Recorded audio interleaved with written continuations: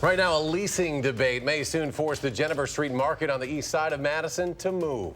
And a Madison woman says her home was targeted by vandals for flying a flag supporting President Trump. And later, after digging through years of records, we found some reoccurring safety problems with school buses. The News 3 Now exclusive coming up.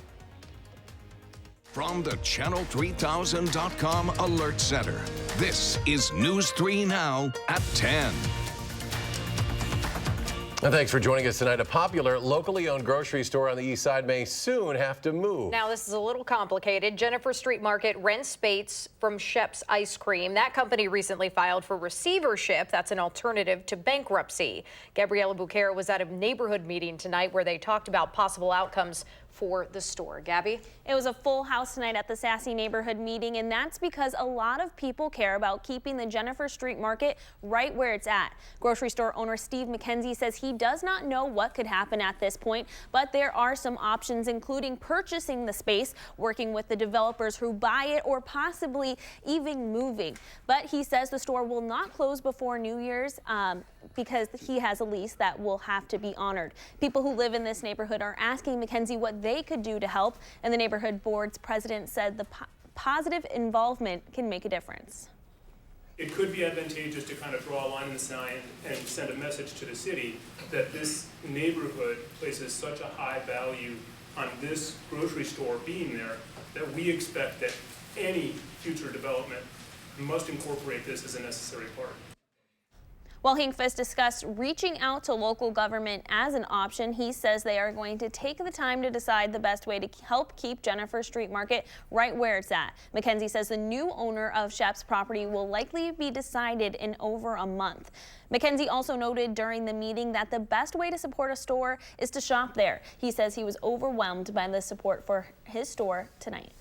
Gabby, thank you. A UW professor who was suspended for his connection to a student suicide is coming back to work for the university. Professor Akbar Saeed was suspended in 2016 for what was described as his hostile and intimidating behavior. It came to light after a graduate student in his research group took his own life. A letter from School of Engineering Dean Ian Robertson says he will not teach during the spring semester and will work in the dean's office until oversight measures are in place to prevent potential harm to students. New tonight, we are hearing from a family member of an American teacher who was killed in the Dominican Republic. Police say they found 63-year-old Patricia Anton strangled in her apartment this week. Investigators say multiple items were missing, including a cell phone, a laptop, and a television. She is originally from Michigan and had been working at an elementary school in the Dominican Republic for several years. Her cousin lives in Middleton, and we talked with her tonight. She was sort of universal mother. She loved children and animals and very protective, very mama bear. She loved teaching. She was just a role model to so many of us. Anton, one of at least 11 Americans who have died in the Dominican Republic this year. The rest have been tourists, and the reasons range from natural causes to deaths possibly linked to tainted alcohol. Anton's body will now be taken to a lab for further testing. The State Department of Justice has taken over an officer-involved shooting investigation in the village of Fox Crossing. According to police, early this morning, officers from both Fox Crossing and Neenah responded to a call for a suicidal man. When they arrived, they got into an altercation with that man, which ended with both officers opening fire. Now, the man later died at the hospital. A firearm was found on the scene. No officers were injured. A 16-year-old suspected of shooting and killing two of his classmates is in the hospital tonight, and off-duty first responders are being credited for saving lives. This shooting lasted just 16 seconds this morning at Saugus High School in Santa Clarita, California, that is. At least two teenagers, a 16-year-old girl and a 14-year-old boy, are dead tonight. 3 other students were also shot. The alleged shooter turned 16 today. He turned the pistol on himself after opening fire in the school. Investigators have not identified a motive. Turning things over to weather now, we are in the beginning of a very gradual warm-up. Temperatures will peak early next week, but that'll only be at about the average temperature for this time of year. Chief Meteorologist Gary Kennel is in the Weather Center with our first alert forecast. Gary? Well, first thing we have to do, Eric, is get some sunshine in here. That wasn't the case today. Let's take a look at the time lapse from the WISC-TV Skycam. You can see we had cloud cover for just about the entire day. It wasn't until very late in the afternoon. You saw a couple of breaks in the clouds, then boom, the sun went down, and now skies are clear. Temperatures only reached the upper 20s for highs here in the Madison area, whereas to the north and west, where there was some sunshine, it was 30 in Camp Douglas and 35 for the high temperature in La Crosse. Current temperatures now are pretty uniform, generally in the upper teens to the middle 20s. By tomorrow morning, it'll be down into the upper teens, but look for partly sunny skies tomorrow. That should get our high temperature back up to 36 degrees. We'll see cloudy skies for the weekend, but by the early to middle part of next week, temperatures should be back in the 40s. That's what we like to hear. Thank you, Gary. New tonight, police are asking for help identifying the person in this home surveillance video. They're investigating a November 2nd break-in on Acewood Boulevard. This is on the east side of Madison. The burglar got through a sliding door into the house and stole some money. Police are also looking for the person or people responsible for vandalizing a woman's home on Veterans Day. Bridget Buckmeyer said she was shoveling snow on East Washington Avenue when she noticed graffiti on the side of her home and that her Trump and American flags had both been shredded. She said she knows her beliefs are not popular in Madison and actually understands the Trump flag being vandalized, but the real issue for her came from someone destroying the American flag. So many people have died for that flag, and it just meant nothing to them to shred it. And that's what breaks my heart, that it means nothing to you. And it's just like, I don't understand where that logic is, because everyone in every family that I know has somebody that's served or is currently serving. And we are so appreciative of those men and women. And you just made a statement that that means nothing to you. Buckmeyer said since sharing her experience on Facebook, people have offered to send her free new flags and repair the side of her home at no cost. If you have information that could lead to someone's arrest for this vandalism, you are asked to call the Madison Area Crime Stoppers. Tomorrow is day 2 of public impeachment hearings on Capitol Hill. The former ambassador to Ukraine, Marie Yovanovitch, will testify. You can watch that wall-to-wall coverage right here on News 3 Now, starting at 8 a.m. 10 Democratic presidential candidates have qualified for next Wednesday's debate in Atlanta. The Democratic National Committee has confirmed Joe Biden, Cory Booker, Pete Buttigieg, Tulsi Gabbard, Kamala Harris, Amy Klobuchar, Bernie Sanders, Tom Steyer, Elizabeth Warren, and Andrew Yang have all met the polling and grassroots fundraising thresholds. That means there will be 2 fewer candidates on stage than there were for the October debate held in Ohio. New at 10, Kentucky Republican Governor Matt Bevin is conceding defeat today to Democratic State Attorney General Andy Beshear. That concession comes after Bevin requested all 120 counties in the state recheck the results from last week's gubernatorial election. That recanvass showed Beshear still leading over Bevin, separated by about 5,000 votes. The Capitol Christmas tree is on its way to D.C. today, making a stop in Albuquerque. The 60-foot blue spruce tree was selected from the Carson National Forest in New Mexico. People are out signing well wishes on the truck and enjoying some caroling to get into the holiday spirit. The tree is making 16 stops before heading to Washington, D.C. for the official lighting in early December.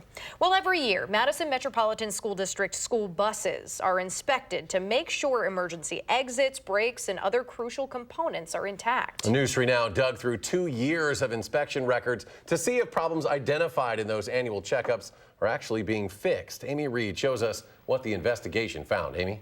State law requires every school bus be inspected at least once a year. During these inspections, they check essentials, emergency exits, brakes, steering, and general safety. And we wanted to see if these problems inspectors find are actually getting fixed. This is what we found. Inspector Ruth Butterbrodt has done this a while.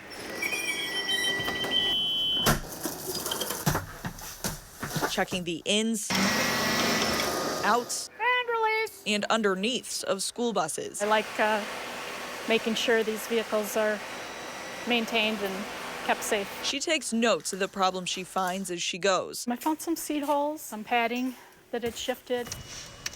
later putting that into a formal inspection report. Okay. Most of the buses she checked the day we followed her in Stoughton passed the inspection no problem, but one This one was out of service. had to be pulled. The 2 years of records we went through followed about the same pattern. Only about 1.5 out of every 10 buses had to be pulled from service, and most buses we checked had no or only minor problems, some fixed during the inspection. But others were let go despite not meeting federal standards or showing issues with the brake system or emergency exits, like a broken hinge. And even though the report says issues need to be fixed within 5 days, we found some buses who had the same problem listed multiple years in a row, like this one, first aid kit put in an unlabeled compartment, even fixed during the inspection. The next year, same issue.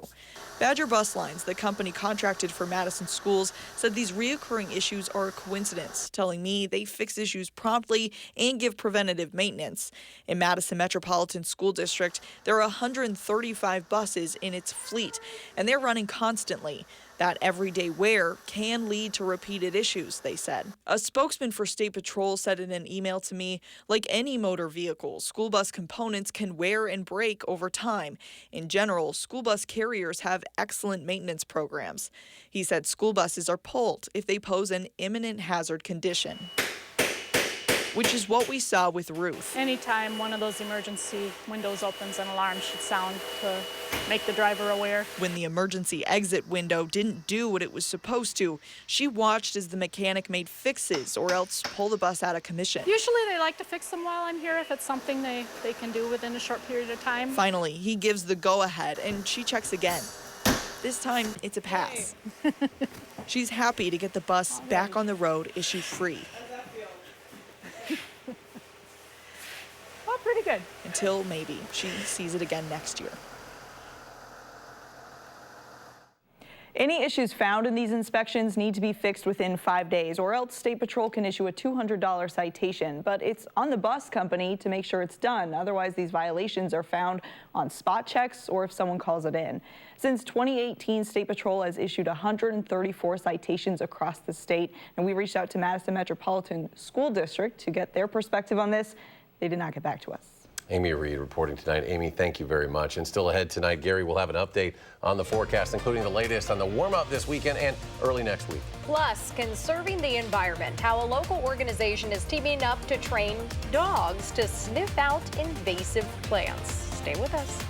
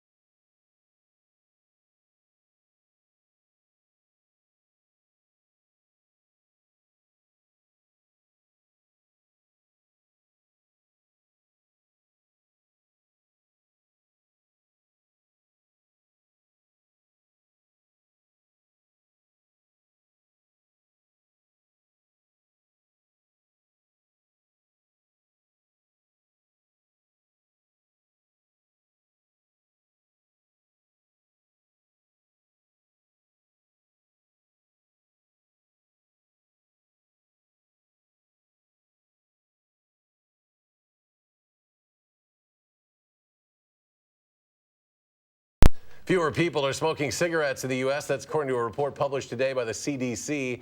In 2018, cigarette smoking fell to a record low of 13.7% among U.S. adults. The CDC has been collecting data on smoking since 1965. In an effort to conserve the environment, Madison-based River Alliance of Wisconsin is partnering with a Wisconsin organization that teaches dogs to sniff out invasive species. Midwest Conservation Dogs has 4 dogs right now that can smell up to 50 different target odors. These detection dogs find plants and animals in water and on land before the human eye or nose could discover them. All of us who live here have this sort of natural affinity for the beauty that the state brings. And focusing on conservation and doing so with your best friend, something that'll feel good and it's something that will be good for all of us. The state of Wisconsin has more than 12,000 rivers that connect more than 15,000 lakes. Officials say that connection gives invasive species a natural highway to infect other areas and potentially kill native species. Motorola is bringing back its most famous phone, the Razr. I remember having one of these. Last night, the company unveiled a new version of the legendary phone that has a foldable screen. It works with a specially engineered hinge. There's also a second quick view screen on the front, so when the phone is closed, you can still see pictures and text and take pictures as well. The new Razr will cost $1,500. It'll hit stores in January. Alicia Keys will be front and center at the Grammy Awards again next year. Earlier this year, she became the first female to host the ceremony in 14 years. The 62nd annual Grammy Awards takes place at the Staples Center in LA on January 26th. And of course, you can watch that right here on CBS. Well, let's get to Gary now as a closer look at how our temperatures will evolve in the days ahead. Gary? They've got no place to go but up. Right, exactly. there's the key there. Let's take a look at the 3 things you need to know in the weather, and we'll try it again. We have had partly sunny skies in the forecast today. We stayed cloudy for much of the day, at least here in Madison, although our western viewers did get some sunshine. We started to clear out right around sunset. Tomorrow we should be partly sunny, so having more sunshine means that we won't be as cold. And tomorrow, or for Saturday, we're back to mostly cloudy skies, keeping temperatures in the mid-30s. And on Sunday, not only will we have cloudy skies, but we could have a little bit of light snow or maybe a little bit of a mix of snow and rain in the afternoon. Just a chance on Sunday. With temperatures above freezing, don't think anything will stick. We're now up to 100 consecutive hours below freezing. Last time our temperature was above 32 degrees, that was 7 p.m. on Sunday evening. And we'll probably go through at least half of the day tomorrow before temperatures get up above freezing. As far as snowfall is concerned, we're 14.4 inches above average so far this season, 15.6 inches, normally 1.2 inches here in Madison. The high temperature trend, though, starting to look a little more impressive, or at least an improvement. Take a look at the average high temperature, now down to 44, and eventually, 10 days from now, it should be in the upper 30s. So it's not so much the fact that we're having a huge warm-up. I mean, temperatures will get back up into the low 40s by the early part of next week, but we're just kind of catching up to the average high temperatures that are dropping over the same time period. Live view from the Edgewater Sky Cam in downtown Madison. It's a quiet night out there tonight. Skies are mainly clear. As we check out the almanac for today, high temperature only 27 degrees. The average high is 45. So you can see just how cold we are compared to normal. Low temperature 10 degrees below normal as well. But right now we're at 24 degrees. Skies are mostly clear. With westerly winds at 6 miles per hour, temperatures will be slow to fall. Probably end up in the upper teens by tomorrow morning. Wind chill right now at 17 degrees. High temperatures today. Colder over southeastern Wisconsin because of the cloud cover here. More sunshine to the north and west. Temperatures were in the mid-30s as nearby as La Crosse, and some 40s showing up over western Minnesota and the Dakotas. We're not going to get quite that warm, at least over the next couple of days because of cloud cover. The upper level winds still from the northwest, but notice this hump in the jet stream. I've been showing you over the last couple of days, just gradually moving eastward with time. That's a sign that we'll start warming up as that milder Pacific air heads in, but it also has to overcome the snow cover that we have in the ground that we normally don't have this time of year. There's a cold front to our north and west. This really doesn't have a lot of really cold air behind it, and the bulk of the cold air will stay up near Lake Superior. Temperatures in the teens up near the U.S.-Canadian border. That's more because of the clearing skies. Otherwise, temperatures are in the 20s and 30s through much of the Midwest. And on future track, just a few clouds late tonight. Otherwise, partly sunny skies for tomorrow. As we start heading toward the weekend, though, notice the clouds coming in from the west, but not a lot of precipitation. And what precipitation there is in the form of rain. By the time it reaches us on Sunday, it could be a mixture of rain and snow showers. Forecast for tonight calls for mostly clear skies. Cold, low temperature dropping to 18 degrees, but having partly sunny skies in the forecast for tomorrow brings our high temperature back up to 36 degrees. On future track, those clear to partly cloudy skies overnight. Temperatures drop into the upper teens. Tomorrow, partly sunny. High temperatures in the middle 30s. Wind should be pretty light through the day. Tomorrow night will turn partly cloudy with low temperatures in the lower 20s. Saturday, a little more cloud cover. High temperatures in the middle 30s. 7 to 10 day forecast. Those temperatures mid-30s for the weekend. Again, snow chance, maybe mix a little rain on Sunday. Then we start getting into the upper 30s, and the lower 40s eventually return by Wednesday and Thursday of next week. We just back them a day down the forecast there. Some light rain showers on Thursday, but even behind that, temperatures should be in the 40s for the following weekend. Woohoo! Now, we want to remind people, too, alternate side parking goes into effect in Madison in a few hours at 1 o'clock, so odd number for tomorrow, the 15th. It'll go through March 15th. The fines, they keep an eye on it, $20 to $60. And they will ticket you. Yeah, they will ticket you, so keep that in mind. Alternate side parking goes into effect at 1. All right, the Badger offense licking its chops ahead of Saturday's game in Lincoln against the Cornhuskers. Kevin will explain why next in sports.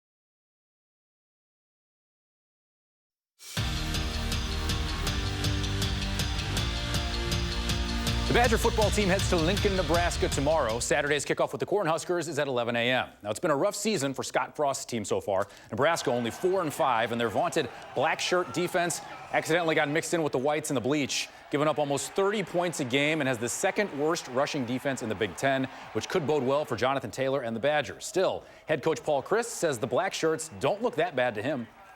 I think that, up front, they're big, they're athletic, they're powerful. I think what they do schematically, there's enough different movements or pressures or the way that we know that anytime you play a 3-4, there's a lot of added components to it. And so I think there's a number of ways that they can stress an offense. Part of the Wisconsin volleyball team's tear through the Big Ten schedule was beating Minnesota for the first time in 5 years. Now the Badgers and Gophers find themselves tied for first place in the conference, both in the top 10 nationally. Number 7 Bucky at number 5 Minnesota tonight. Grace Loberg, 7 kills in the first set. Badgers take the first. And we are tied at 1. Set point in the third. And I assure you, Kevin Lewis, blue ribbon, 5-star guarantee. This point will end. But the teams are so good, the rally stays alive. It will end. Because Molly Haggerty says the point will end. Badgers up 2-1. They have a 5-point lead in the fourth. The Wisconsin women's basketball team fell in a big hole at Colorado trying to dig out. Abby Leshevsky hit her first 6 shots, finished 9 of 13 shooting, and had 19 points. Sydney Hilliard, Monroe Cheesemakers in the house. Hits the floater in the lane. She had 6 points, 5 assists. Then Imani Lewis, work on the block. She had 19, but not nearly enough. Buffs win 74-57. Wisconsin drops to 2-1. He led the league with a .329 batting average, led in on-base percentage and slugging percentage, stole 30 bases, but that was only good for second best. Brewers outfielder Christian Yelich denied a second straight NL MVP award. His resume was good, but cut short when he fractured his kneecap on September 10th. Your winner, Dodgers outfielder, 24 years young, Cody Bellinger, 19 of 30 first-place votes. Yelich got 10. He played in center, right field, and first base. Hit 47 homers, drove in 115. Bellinger was the Rookie of the Year 2 seasons ago. Nationals third baseman Anthony Rendon finished third. Mike Trout, your American League MVP. The Bucks playing 9 out of 11 on the road, hosting the Bulls tonight. Giannis in a giving mood. Wesley Matthews moving without the basketball. And gets the deuce to put the Bucks up 6. And Giannis been working on that jumper from 18. Finished with 38 points, 16 rebounds. This one close in the fourth, but Eric Bledsoe going to put it away. Season high 31. Bucks win 124-115. Your news nightcap coming up after the break. And the lead is 7 with 1:15 to play.